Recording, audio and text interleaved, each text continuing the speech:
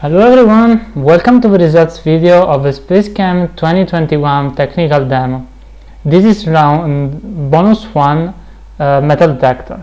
So this is a bonus round because I decided to throw another random puzzle to all you guys. So what is this about? This features the unknown atom, which is, well, it's not a real chemical element, but it's basically the element with atomic number 0. Now in SpaceChem chemistry is a little bit weird because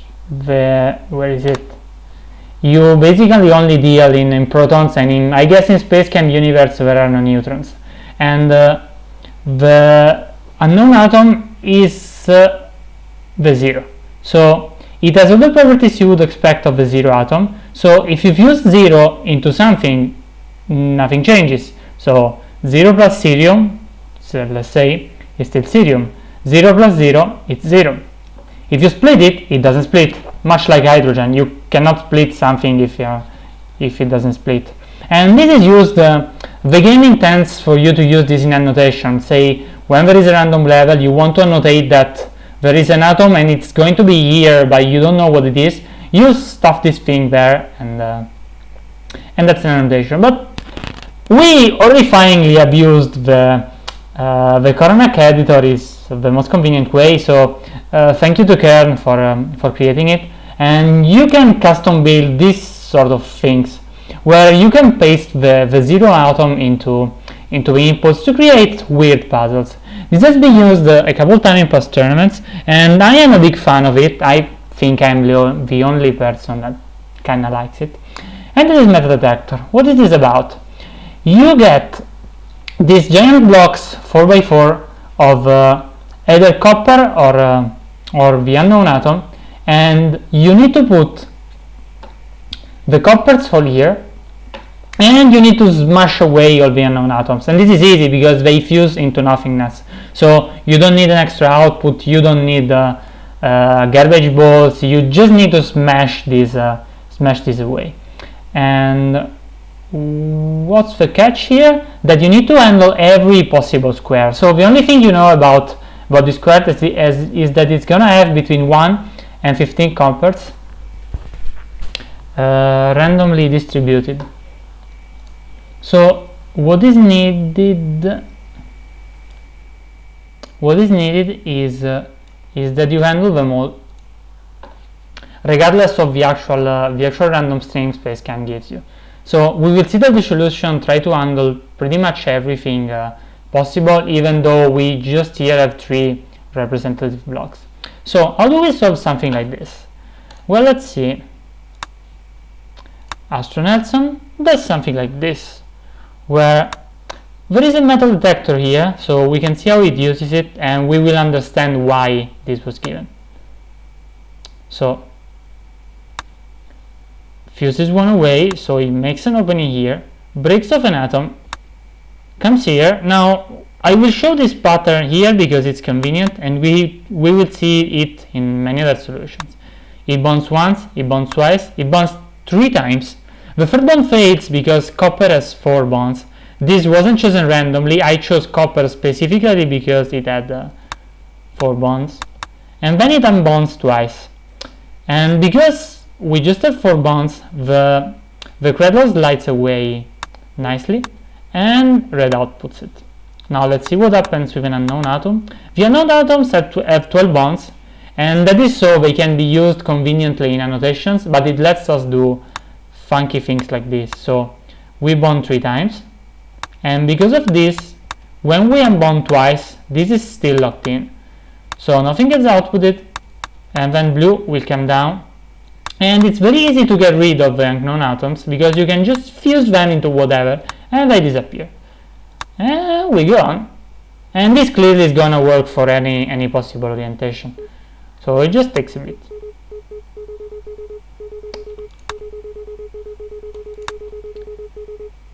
Great. Thank you, developers of the SpaceChem Community Edition, for ultra speed that will let me show all these solutions at a reasonable pace. So if you look at this, well, I cannot see anything in that it sparks me immediate problems. I mean, you may think these are too long, but they are needed to correctly time blue. Blue looks a bit bad with this, especially looks bad because this is an extremely costly way of adding 2 cycles. But overall, while the algorithm isn't great, there are no obvious saves.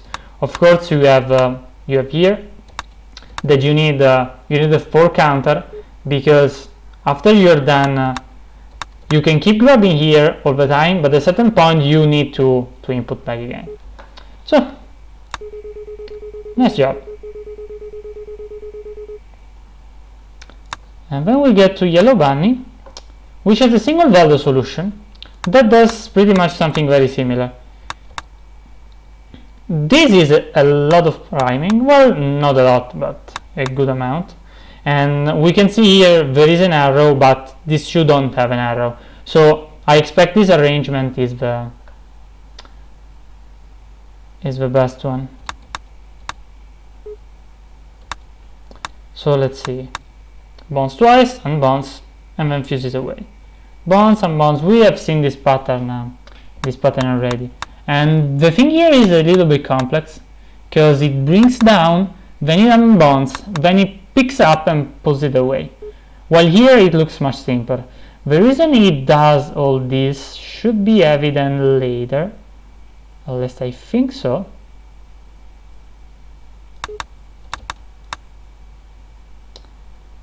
Should be evident here.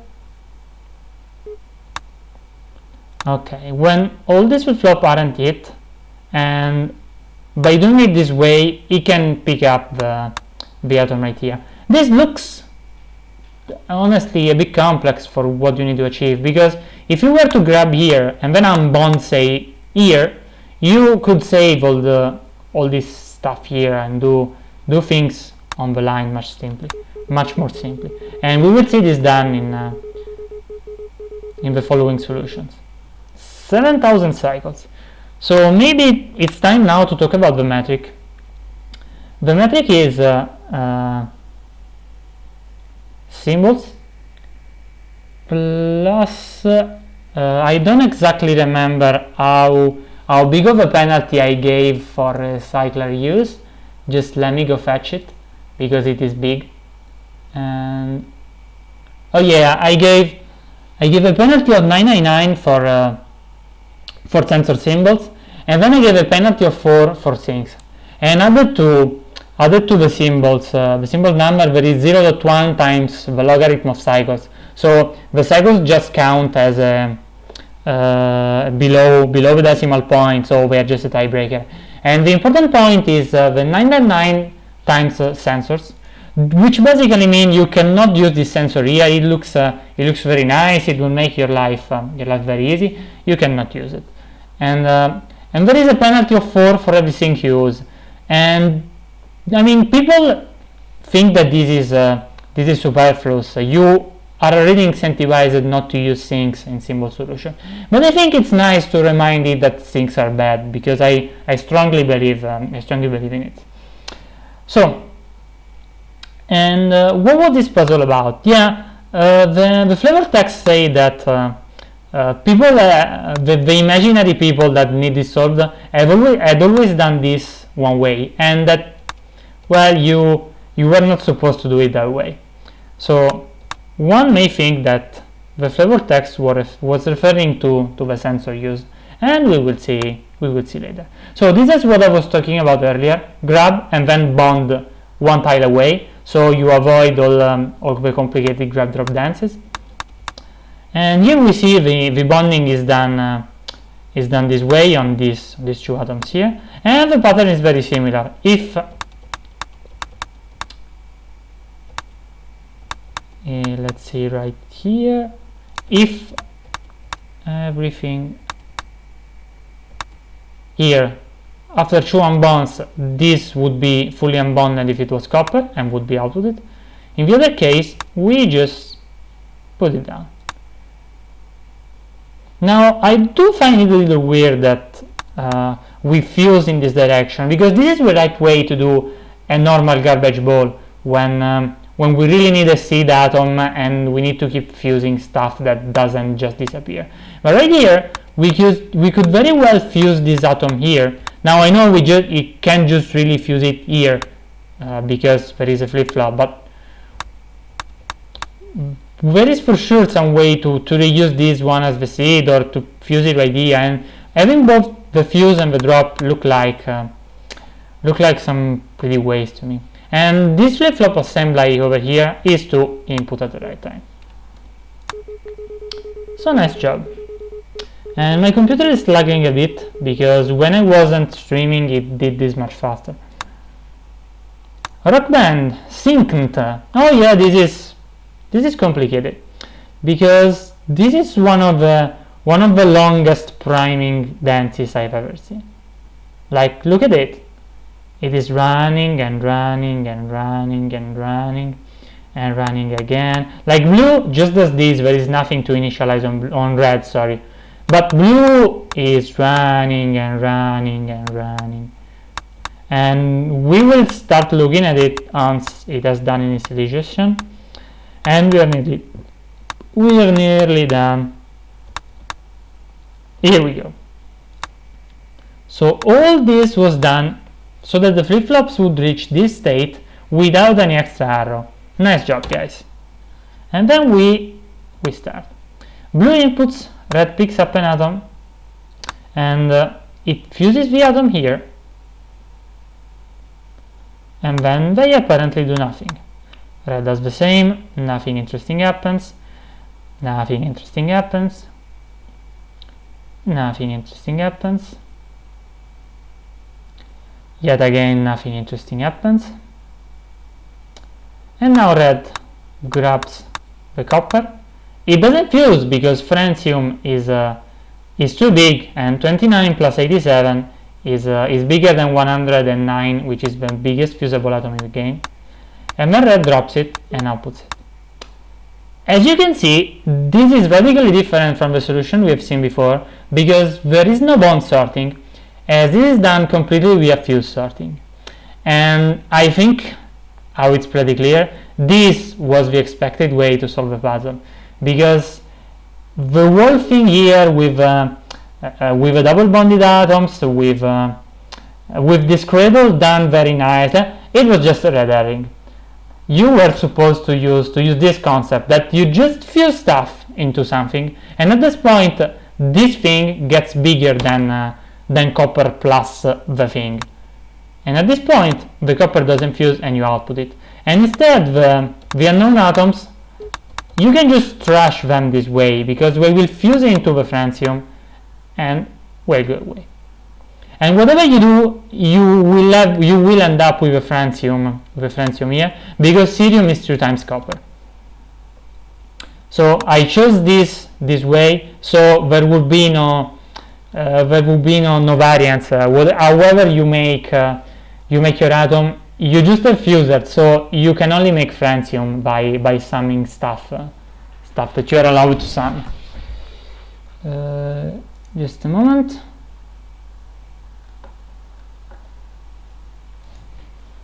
So yeah, this puzzle had all 3 waves of sorting. The simple one with fusers, with sensor, that of course was extremely discouraged.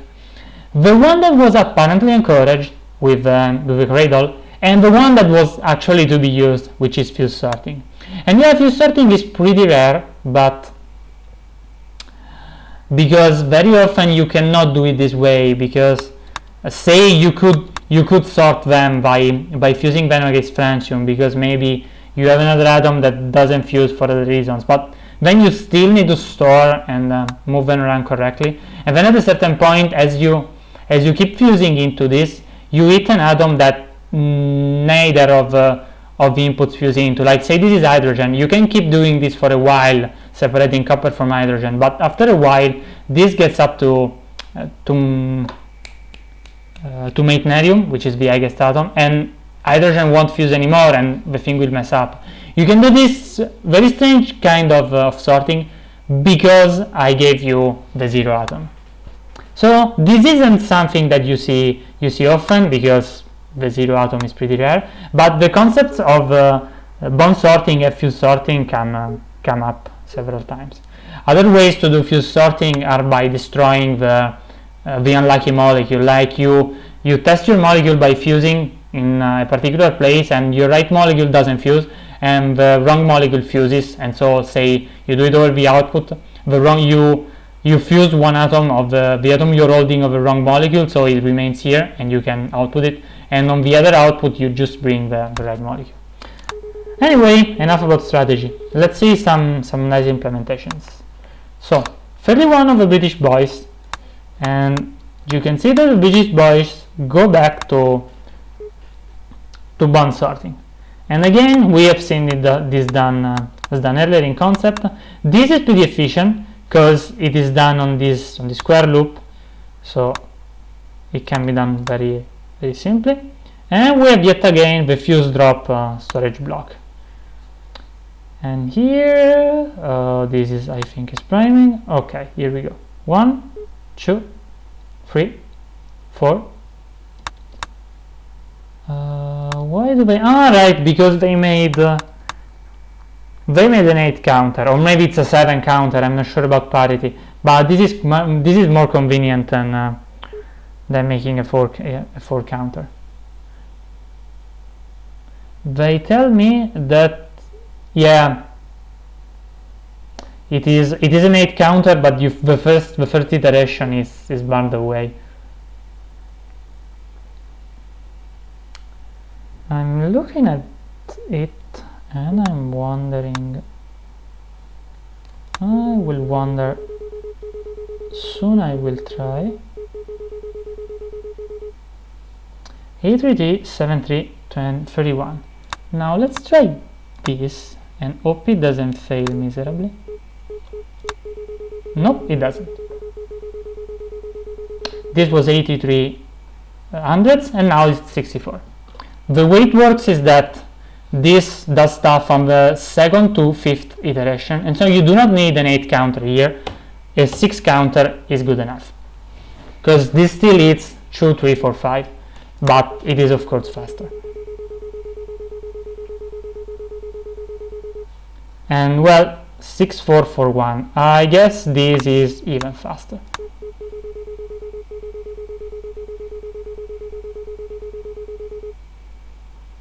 No, it's not. I mean, I'm not as good as I think I am. Let's go on. Flexo. Flexo VC bonder, so he is going to use bond sorting. So he fuses this one here, so he has free space, and this is nice because you can count this as a case of your normal algorithm, because you have an unknown here, so you don't need much extra handling. And we see a good bunch of priming. My god, who doesn't love priming? So much priming. I mean, this is great, don't get me wrong, because this technique, priming, is a useful technique, and so it's good that after the other week I harped on and on about priming and saving symbols. I'm happy that I see no obvious symbol saves here. We should be done pretty soon. Here we go. We input, unbond, put it here, bond once, bond twice, bond 3 times, and this time no one missed that you could do this kind of stuff, that bonds 3 times in 2 symbols instead of 3. Unbonds twice, outputs if it can, and then picks it up, would fuse if there were an unknown, and then puts it back, and then it goes back. And we have seen this happen several other times, so we're going to skip this right now. So these 2 flip-flops here are just the handling of the cradle mechanism, and then we have this and this that count the atoms here for 4 counter, and this is the other 4 counter that counts the atoms on the rows. I have to wonder, why is it like this? Yeah, okay. you may not have a better way. Yeah, this looks pretty heavy, but because you must only input alpha on one side, I don't see a nicer way immediately to do this. And while red just inputs your cradle. Something that you cannot do, you cannot get, well, I mean, I guess you probably could get red to hammer on the output C, but I don't think you would save much. Let's see if it works. 7238. Oh no, made a mess. Stuff happens. Let's go on. Oh, sorry. Aperture, no extra arrows. What does it do? This is a single value solution, and we can see that it does bond sorting. It bonds 1, 2, 3 times, and again this could maybe be done more efficiently by using a flip-flop. We can check later. And this looks very efficient, the cradle maneuver. Let's see a copper to understand. Here we go, this is a copper. We bond it twice, unbond it twice, copper is now free. We move along, we output it. Here we would fuse it, and we go back. Yeah, looks pretty simple. Looks well primed. Nice job, nice job. Let's see, it counts to 2, 4, 8, 16, so there are no wasted iteration. What I don't like is this thing. And this extra arrow here, it's not good when you have an exposed angle here. So let's just see what we can do to this solution. So 4470, but if we do this, you can see it's topologically equivalent because we are still hitting this point here. There is no timing to consider, so I don't need to do same thing, and I just remove this. And as it turns out, you cannot do this because otherwise you hit the wall. Oh well, I tried, guys. I tried. Stuff is hard. Yeah, because when are we hitting the wall? Let me see, when are we hitting the wall? Right here. When we go all the way down here, I guess. I mean, I guess there are still some things that we could do, like probably something like this. I mean, maybe, or maybe not. In any case, this looks heavy. I cannot immediately find a way to improve this, but it does look heavy. And like, let's see if this works. Oh, this works, and this is going to be faster because I take a shorter path at 4424, and this I think is going to be faster as well. And this crashes. Man, this is hard. Okay, I'm sure there are other ways to improve this, but like when you see this many arrows and flip-flop and stuff, after a while you develop an instinctive understanding on when there is too much stuff or stuff not fast enough, things like that. Let's go on. Top thought has a red fuse hammer, and he is clearly doing bond sorting. So let's see. This is a lot of priming, and I mean, I'm not surprised by top thought, because as you see, nearly everyone will end up having a 16 counter, and so it is likely that the most efficient thing to do is to prime a 16 counter one way or another, and priming a 16 counter takes time. There is no way around this. So it drops here, he bonds 3 times, yet again he has an unbond here, so it may not be easy to use a flip-flop, but again it may be worth to see what can be done.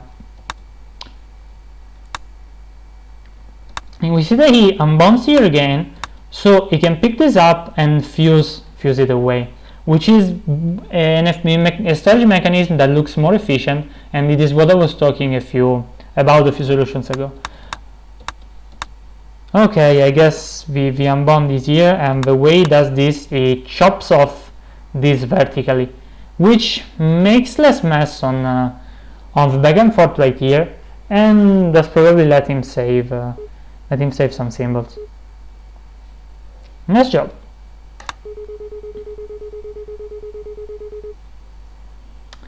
'31. And now I think that this is the first of a just few solutions that will proceed to dominate the leaderboard. Like top thought was, I think, the best of a bond sorting bunch, and this is instead fuse sorting. Like, look at how much simpler this looks. You bring the metal detector here, and you hammer fuse. So there is some priming, and it is done. Drop here, you drop this here, and blue fuses it. We will see this done a few times. This is the usual type. I didn't talk much about this because this has become an extremely common mechanism seen in pretty much every tournament. This is the typewriter mechanism, where you process your big molecule one step at a time, and the rest of the molecule advances along the direction you process it. And then once you are done with the length of the molecule, you pick it back from the last point, and you restart the process. So really, I won't talk much about this mechanism, because you can see things like how was it called, the one that did to that one input and did a 4x8 block, I think in 2013. I don't remember exactly, but that one has this thing explained to death, and all possible typewriters all about this mechanism, and so it's not worth it to go into more detail. And yeah, chat is asking about counters, and this is easy because it's 16, one for each atom. Doing more complex counters is a bit more complicated. So let's see this finish, and yet again let's see a copper, so we watch it slowly. We drop it here, blue isn't fusing it, and so when all the paths converge, we can output it, and we're done. As you can see, this is faster and much lower symbols. And sorry for everyone else up until now that caved to peer pressure of doing things the way they were always done, like the flavor text said. This was the best approach in this puzzle. Diverse layers. Diverse layers get the detector, and then let's see, they have a 1, 2, 3, 4, this is a 16 counter. The typewriter mechanism is integrated with a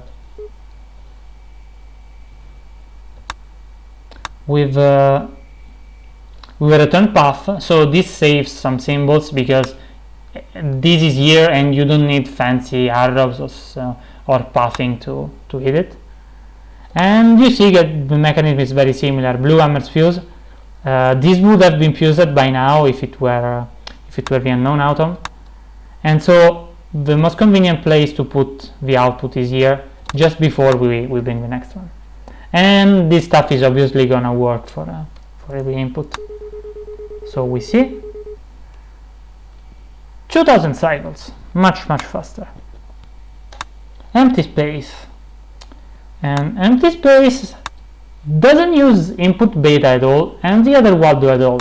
Instead, they opt for this mass fusion, which is the reason I give 4 fusers, is so that people could make their own detectors in whatever shape they wanted with this one here.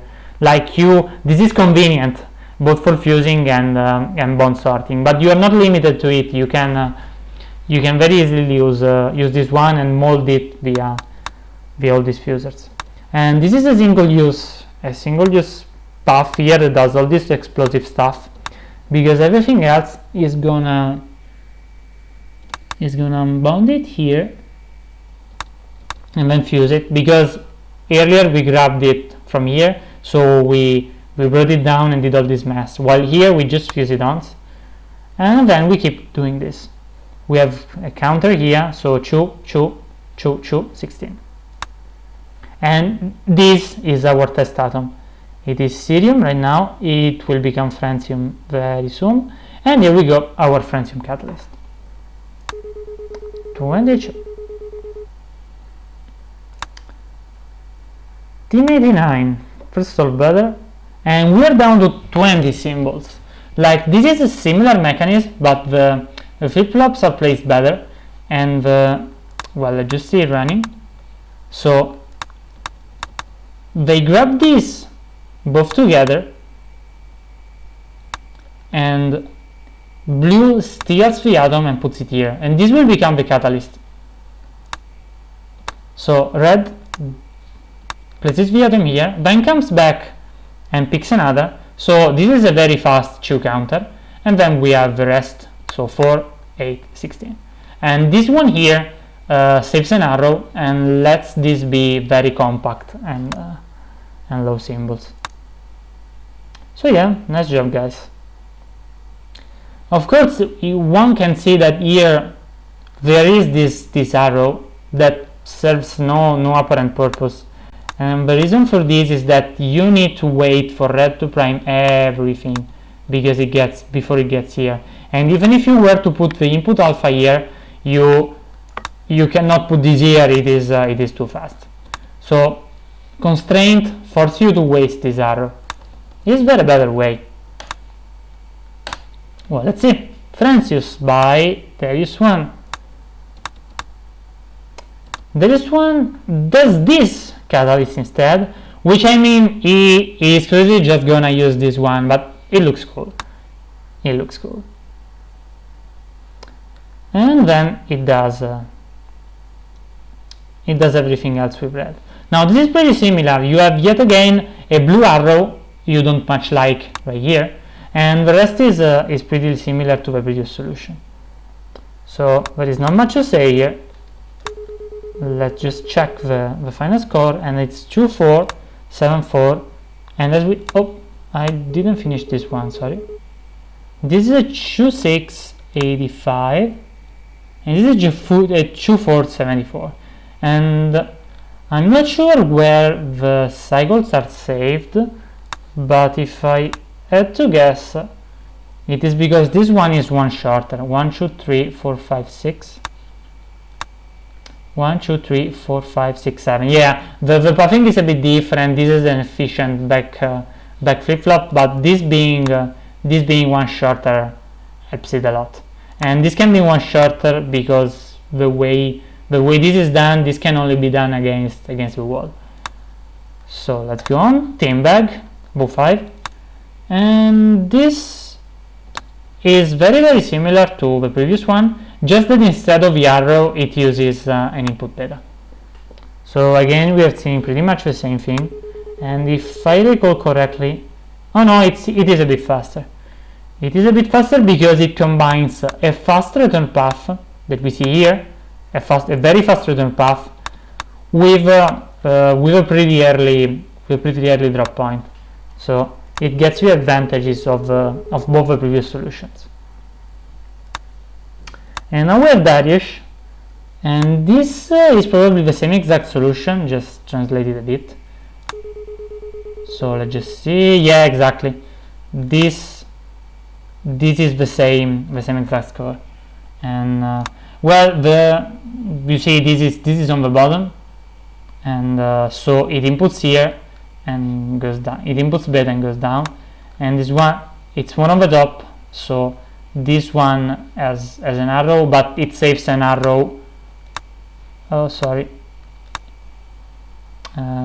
This one has an extra arrow somewhere that I cannot seem to find. My lack of preparation here. I cannot see. Sir, oh yeah, right, it is the extra grab here. It is the extra grab here, right, because if you go back to pick this up here, you just need one grab, and instead this one, because it wants to be on the same level as the metal detector, it needs an extra grab. Thank you, sir. Let's go on. This is sir, and this is very similar, but sir manages to save one more symbol for 19, and it does so by combining the best of both worlds. So he has the red single grab here, but he also has blue steal the first red input, and then it prevents red from grabbing it by rotating it, and it just hammers here. We have already seen this running around, and here we go. So as you can see, compared to blue here as a grab, a rotate, and red as a single grab, if you compare it to this one, red has the same exact thing, but blue has an arrow here, and oh, sorry, just a moment, there is a rotate instead of an arrow, and oh, I cannot find the symbol that was saved. Oh yeah, the input beta, of course, because this has no input beta and no extra grab. And now we have GG goal, and you can see it's exactly the same. I mean, one could say great minds think alike. So GG goal and sir share the third place. And now we have nurture, and I'll say it immediately. We also have Andy, so I'm just gonna show one, and this is pretty much the same concept, but instead of a rotation, it has this arrow here to bring this down. And what does it do? Well, it is the same symbols, but it's very mildly, oh sorry, it is very mildly faster, just 20 cycles faster than the other one. And I am not exactly sure why it is so. I'm not actually sure where the speed comes from. Oh yeah, I know this is a quirk of how this, because this starts with copper, but I think this one, yeah, this one starts with a double unknown, so your detector is 1 copper behind. And this is an artifact of how randomness works. And well, this puzzle had a very low cycles matter really little, but in this case it helps.